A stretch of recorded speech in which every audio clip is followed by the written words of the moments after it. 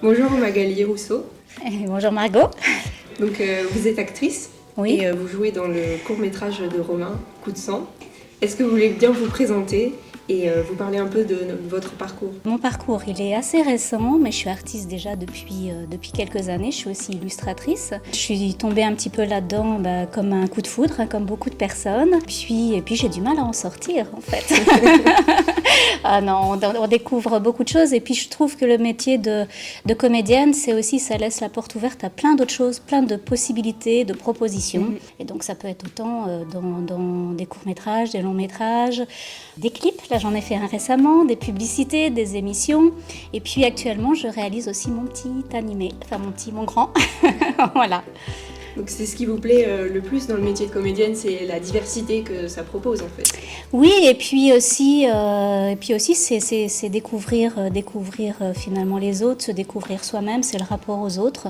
Et c'est finalement élargir tous les horizons. Est-ce que vous pouvez nous parler du personnage que vous jouez dans le court-métrage? Ouh là là. Alors c'est un drôle de personnage. En même temps, moi c'est vraiment très court ce que je fais. C'était la possibilité de découvrir un peu Romain de l'intérieur, voilà, sur ses projets. Moi je suis une personne lambda, une épouse, une femme au foyer. Mon mari a un handicap, il est à mobilité réduite et j'ai un démarcheur qui rentre à la maison et qui va commencer à faire son job, c'est-à-dire me convaincre de souscrire à quelque chose. Sauf que mon mari dérape un petit peu. Et alors moi, je suis assez innocente, je ne vois pas les choses, je n'entends pas, ça se passe un peu dans mon dos et ça déstabilise complètement ce démarcheur. Voilà, c'est très court. Et comment ça s'est passé la collaboration avec lui? Ah mais très bien, mais Romain, j'aime beaucoup Romain déjà, donc je savais que ça se passerait très bien. Et puis je l'ai trouvé très très sérieux, très impliqué, et ça c'est quelque chose que j'admire, la passion et l'implication. Il mène son projet jusqu'au bout, tout est pensé, tout est réfléchi, et puis il a beaucoup d'empathie, donc j'ai beaucoup aimé. Justement, est-ce que vous avez une petite anecdote à partager sur le tournage? Alors les anecdotes, à part le fait qu'on a bien rigolé par moments, non, on avait beaucoup de mal, je sais que Romain avait beaucoup de mal avec le son parce qu'il y avait du vent, donc ça c'était terrible. Et puis c'était aussi, comme dans pas mal de tournages, c'était se dire beaucoup d'improvisation finalement, et trouver des plans A, des plans B, des plans C, voilà. Ah, le vent, c'est la Belgique, ça, c'est absolument magnifique. Il n'a pas plu, hein. Déjà pas mal. On a eu vent. Vous avez déjà d'autres projets en tête, des idées?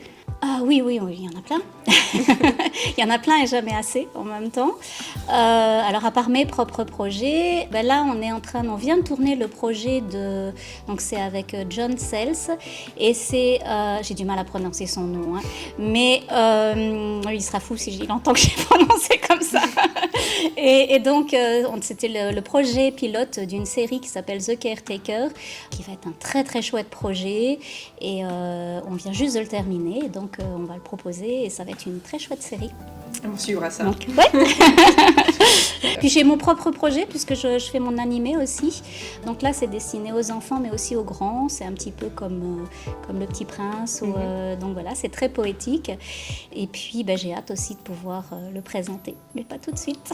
Voilà. Merci beaucoup d'avoir répondu à toutes ces questions. Avec plaisir Margot. Et merci bon à toi. entracte. Merci.